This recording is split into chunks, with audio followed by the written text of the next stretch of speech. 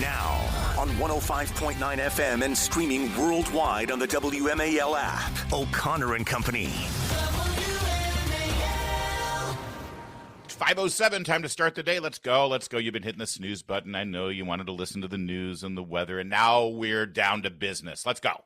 It's O'Connor and Company. It's 6:35. We're going to talk to Cal Thomas. At 7:05, Byron Yark. That's Byron Yark, because I live and breathe. Byron York from Washington Examiner. 8:05, quite possibly one of the most important congressmen in this town at this very moment. He's the chairman of the House Ways and Means Committee. He's engineering that big, beautiful bill for President Trump. He's Congressman Jason Smith of Missouri. And then at 8:35, Zach Smith. We got a lot of Smiths flying through here. That's okay. Zach Smith, a smart guy out of Heritage Foundation.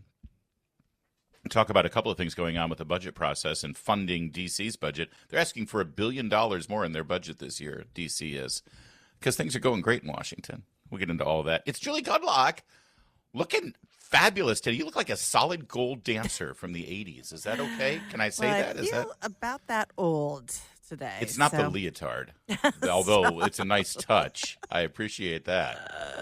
It's called trying to get Andy Gibbs' attention. Is that what's going on here? No, this is called No Time to Do Your Hair in the Morning. So thank you. I like this look. See, you're like Meredith. Meredith is like this. Meredith, her hair will come. She'll come downstairs, and her hair is like all wavy and frizzy and big and like just exactly how I would like it, being a child of the 90s and 80s. Yes, of course. And I'm like, oh my gosh, I love that. She goes, I haven't done anything with my hair. It's like, oh, that's okay. Well, you don't have to be in the bathroom for half an hour doing things to your hair. It's very early 80s Madonna this morning. Right. Okay. Yes, Let's go with that. That was a Madonna I could live with. Well, not really. That's a Madonna I could spend a night with. Oh, dear. Wouldn't want to live with her, that's for sure. Well, good morning. Nor Thank would you. I suggest. Yeah. All right. You look fabulous. Good to see you. Thank you. I guess what I'm trying to say is you look great. Because here's the thing. It's the golden age in America. Men are allowed to tell the women they work with that they look great at work. That's right. See, there was a time there we're supposed to say I'm fine with that. Yeah. I'm fine with that. It's like, you look great today. That's it. Me too, right here. Hashtag me too happening. It's like, no, I just said that she looks good. All right. Perfectly fine. Thank you. So when last we left you, we had a constitutional crisis, impending impeachment, and the complete collapse of our government because of a text chain on Signal. Right. And the questions that remained open were, A, should the members of the national security apparatus of the Trump administration been talking about anything on Signal? Was that authorized to use an over-the-counter app, as encrypted as it may be, to discuss anything? We had already blown apart the first lie, where Jeffrey Goldberg at The Atlantic had said, they texted me war plans. Right. And so then we're looking at what's in the article, and we're looking at what's in the text message screenshots, and it's like, nothing here resembles a war plan. There is this is a bunch of bros high-fiving each other because they just annihilated some terrorist dirtbags. The biggest secret here is, are we saying the secret is we don't like the Houthis? I think the biggest secret is that we have a national security advisor who uses emojis. That was a little disturbing, but he's a Florida man, so what do you expect? All right, so we already blew that lie apart. We knew Jeffrey Goldberg was lying. It's like, oh, there's an article from Jeffrey Goldberg at The Atlantic. Oh, really? Okay, let's find the lie. Right, exactly. And we knew one of them already. No, it's more like let's find the truth, because there's so little of it. Yes, yeah. That's the challenge. Yeah. All right, so there were no war plans. We knew that. So take that off the table. The headline is the entire premise is gone. That said, we had questions, right? We were concerned about a couple of things. Number one, should this be going on Signal at all? Number one. Number two, was there classified information shared on this thing? Goldberg claimed that he had additional stuff that he didn't put into the article because he was so judicious that he was, he was, oh, and by the way, we know he's telling the truth because who's the first interview he grants when he breaks his story? Jen Psaki. Yeah. On MSNBC, right. A woman who knows her way around classified anonymous leaks. Yeah. So Goldberg says, responsible here and not disclose the things that I read and saw, I will describe them to you. The specific time of a future attack. So he's claiming that he saw a lot more, but he is so responsible and such a grown-up that he will not share it because it's classified. Now, let's just put it, I got a lot to say about this, Julie. I hope you're okay with that. Yes, of course. All right, thanks. All right, number one, Jeffrey Goldberg's trying to act like the responsible man in the room who knows more about classified information than these, yahoos like, Mike Waltz, a former Green Beret, right? So he says he's not going to talk about these things that are very classified.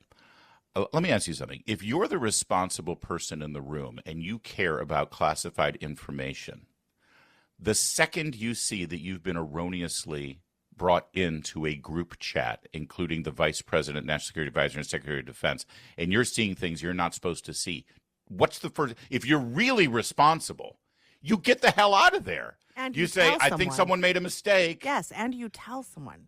Right. Right. You text in there saying, hey, guys, this is Jeffrey Goldberg of the Atlantic.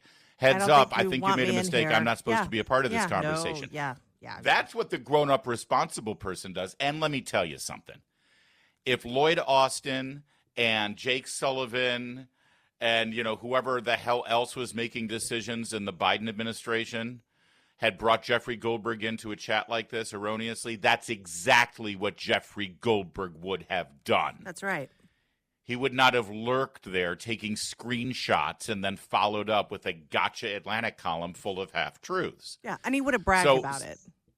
Of course. I reject the premise that I saw very classified things that I'm not disclosing. But I'll describe them to you, Jen Psaki, here on MSNBC. Yes. So were there classified things? Well, let's go to the source. Let's go to the director of the CIA, John Ratcliffe, yesterday on... Clear. One of the first things that happened when I was confirmed as CIA director... Oh, excuse me. I'm sorry. He's going to blow apart another lie. Let's instead go to the director of national intelligence. That would be Tulsi Gabbard on the Hill. The defense secretary or others, after this specific military planning was put out, and say, hey, we should be doing this in a skiff? There was no classified material that was shared in that. So then if there were no classified... There you go. There was no... That's Tulsi Gabbard. Examine this. She's the director of national intelligence. He said no classified information. That was Mark Warner, by the way, who is serving his fourth term right now after promising only run for 2 terms. I always like to remind people of that. Yeah. Mark Warner pressing her saying, well, then if there's no classified information, why don't you just release it all? And Tulsi Gabbard didn't do that because there is a difference between sensitive information and classified information. Tulsi Gabbard said, yeah, this is sensitive stuff, and it's not for me to disclose it at this time, but it wasn't classified per se. All right. So Jeffrey Goldberg appears to be lying that there was classified information. All right, so the next question is, should they have been using Signal at all? Should that have been an appropriate venue for a conversation like this? All right, we'll get to that next. That's a fair question. I raised that question. Geez, shouldn't they be in a skiff?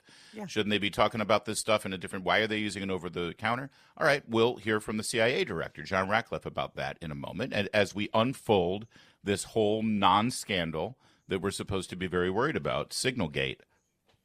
Got to have a gate in it. Not a real scandal until there's a gate. Exactly. Now it's really something.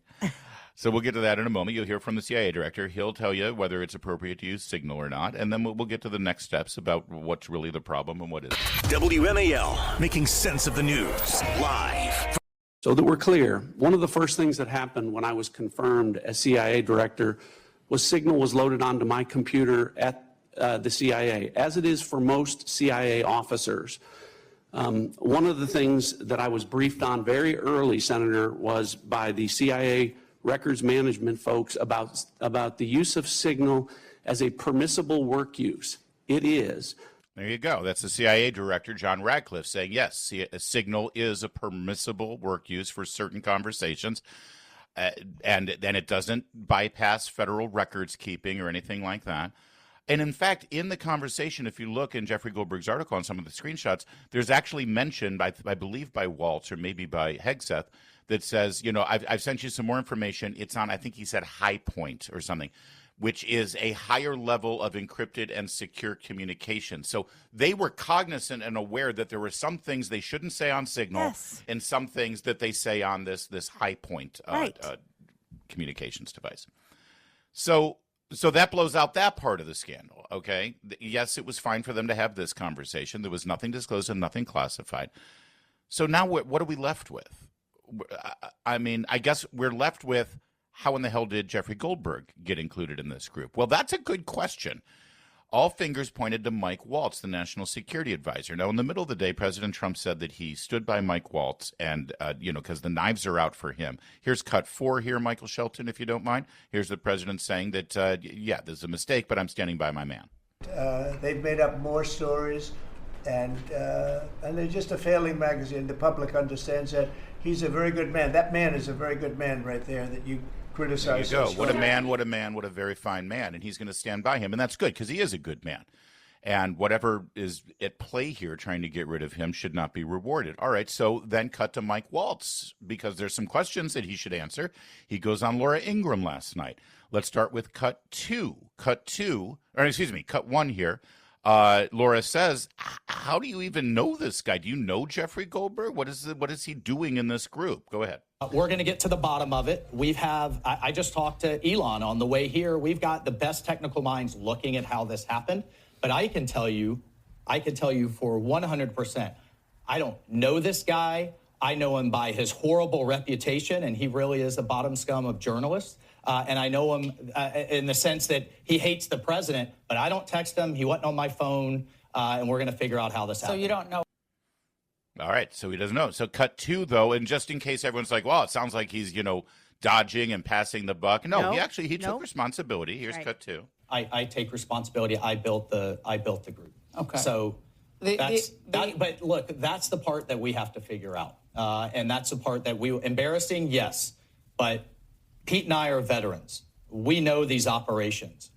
He has been an excellent Secretary of Defense, and this was an operation that, it amazes me. I guess the Democrats were fine to leave all the sea lanes shut down. We're fine to have destroyers fired on dozens of times by this terrorist group, and fine to have Iran. Right. See, he's making the point at the end there. It's like, okay, at the end of the day, in this whole so-called scandal, who lost their life? Who's dead? The bad guys, the terrorists. We actually had a great attack here.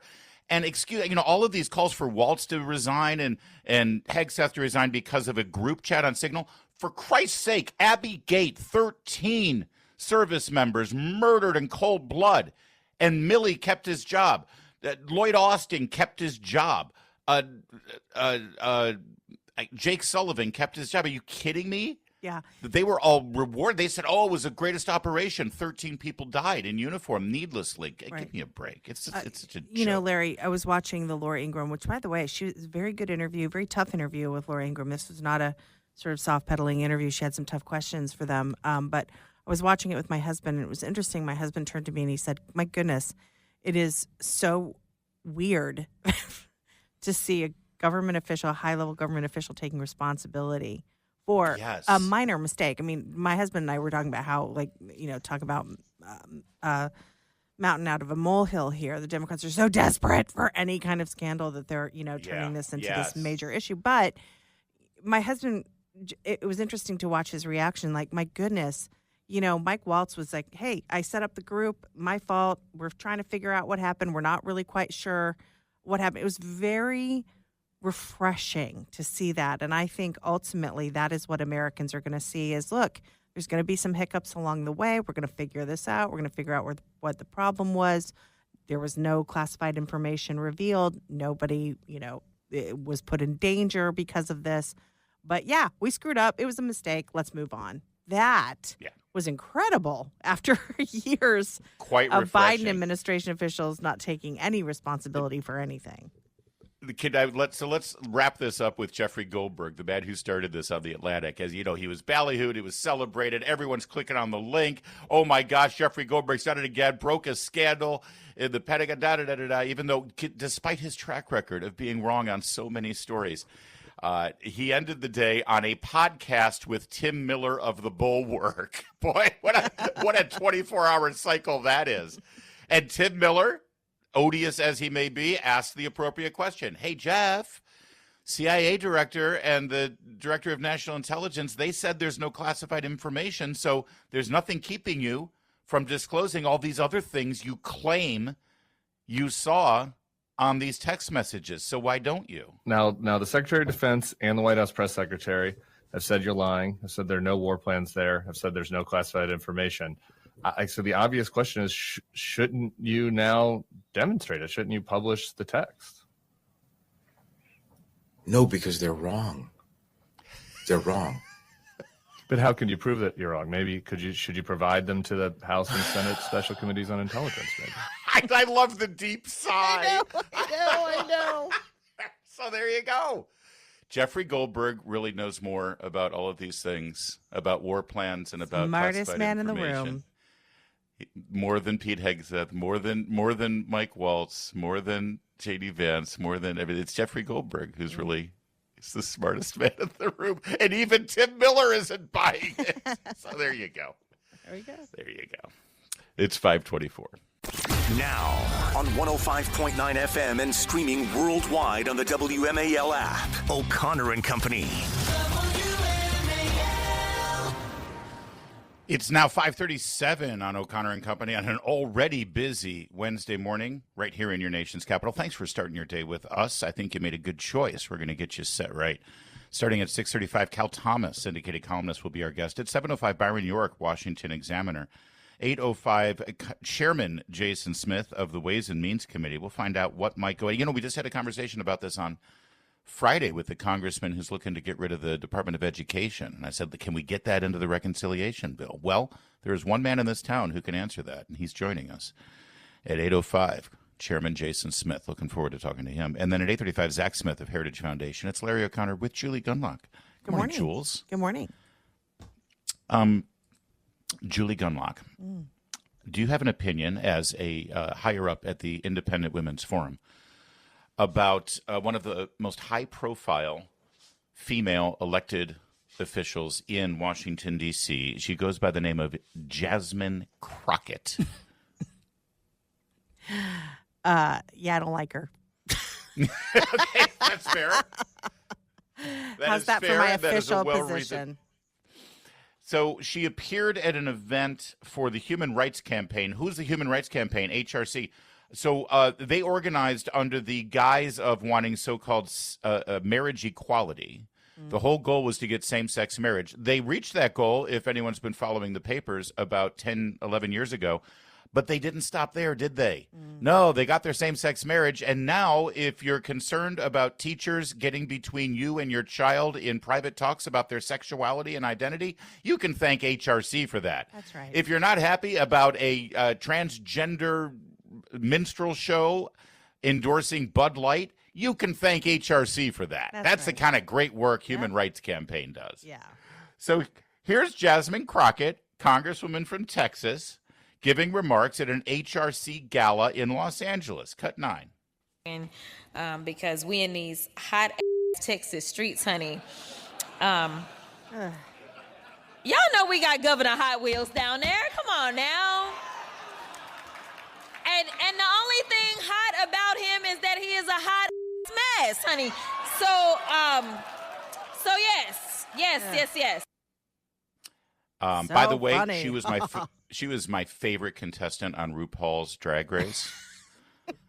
I am shocked she didn't win the season that she was on, but consolation prize, she became a congressperson. Jasmine Crockett, referring to the governor of Texas, Greg Abbott, who is confined to a wheelchair because of an accident in his youth that rendered him paralyzed, referring to him as Hot Wheels governor. You got the Hot Wheels governor, making fun of his wheelchair, making fun of a disabled person. So funny. Yeah. What's more odious and offensive? A congresswoman mocking the governor because he's in a wheelchair, or the audience at the, can I repeat this again? Human Rights Campaign is the name of the organization, laughing along and mocking a person who is disabled. I'm just curious. Where do we?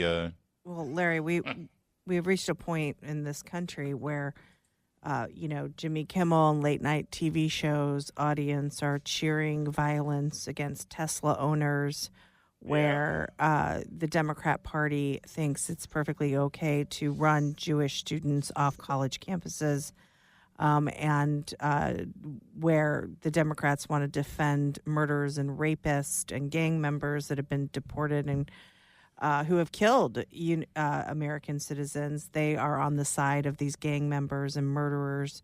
And now we have Jasmine Crockett standing up there in front of an organization that supposedly advocates for the most vulnerable members of our society, and they are all yucking it up as she's making fun of a man who was paralyzed at 26 years old and then went on to become the governor of the great state of Texas.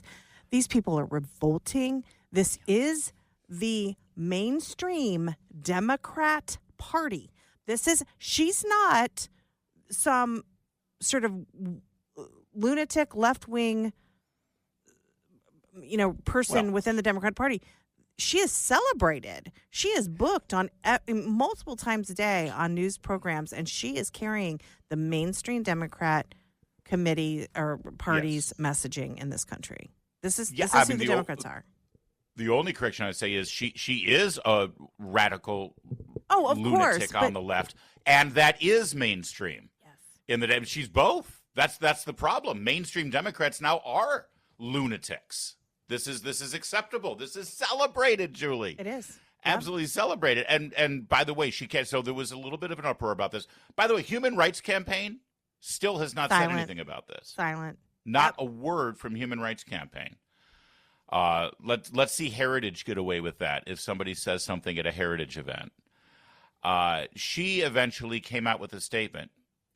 I wasn't thinking. Well, that's fair. I do believe she wasn't thinking. Stop there. I wasn't thinking about the governor's condition. I was thinking about the planes, trains, and automobiles he used to transfer migrants into communities led by black mayors, deliberately stoking tension and fear among the most vulnerable. I see. Mm-hmm. So that's why you call them Hot Wheels, because of the airplanes, those things that fly. That's right. Yeah. Yeah. Literally, the next line I said was that he was a hot mess, referencing his terrible policies. At no point did I mention or allude to his condition. So she says that she called him Hot Wheels because he was shipping illegal immigrants into. I do love that. At least she acknowledges that the illegal immigrants are a problem, that they do wreak havoc on those communities. And rather than, and so she's blaming governor of Texas for actually sending them into these communities. By the way, the majority of those illegal immigrants who ended up in Chicago or Detroit were sent there by the Biden administration. Yeah. But here's the best part of it. Investigative work over at Free Beacon has uncovered that in 2021, well before Greg Abbott was sending illegal immigrants to Detroit or Chicago, she was liking Facebook comments that referred to Greg Abbott as Hot Wheels. Yeah, she can't even be original in her revolting insults. I mean, she literally lifted this from someone else, which was clear they were making fun of him being in a wheelchair. Yes. Larry, she's an absolute gift. We need more of her. We need her to go out there because the vast majority of Democrats find her revolting. And we need the American public to be reminded that this is who the Democrats are. 100%. I'm thinking of starting a 501c3 political action committee dedicated to encouraging her to run for president in 2028. Jasmine, Friends of Jasmine Crockett for president. I put that out there. I will make millions of dollars in Republican donations. Like right now. Thank you. It's 5:44. Mark Levin, weekdays 6 till 9 on 105.9 WMAL, making sense of the news. Julie, it seems like forever ago. I miss this part of our news cycle storylines where they were trying to throw Donald Trump in jail in 4 different jurisdictions of this country, remember? Yes. And in Fulton County, Georgia, it was led by one Fani Willis, the district attorney there, and the special prosecutor that she hired with taxpayer dollars, Nathan Wade. It turned out they were lovers. Yes, Nathan Wade also, who had no experience in this, by the way. Yeah, who had no experience ever prosecuting a RICO case at all. Right. And so here's cut 10. This is Fani Willis testifying about the relationship. bought him. He likes wine. I don't really like wine, to be honest with you. I like Grey Goose. I bought him a bottle of wine while we were there, and the sippings that you do. This was talking about the Napa Valley wine excursion they went on, of course, expensed back to the budget of the show. Yeah, although she says she paid him back in cash because she lives on cash. Yes, yes.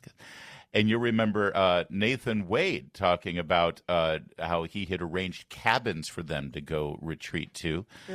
Take a listen. I booked lots of cabins. Did you go to a cabin with Miss Willis ever? He's thinking. Ever. He's thinking. He's thinking. He's thinking. He's thinking. He's thinking. He's thinking. He's thinking. He's thinking. He's still thinking. Ever? He's thinking. No. You've never gone to a cabin with No.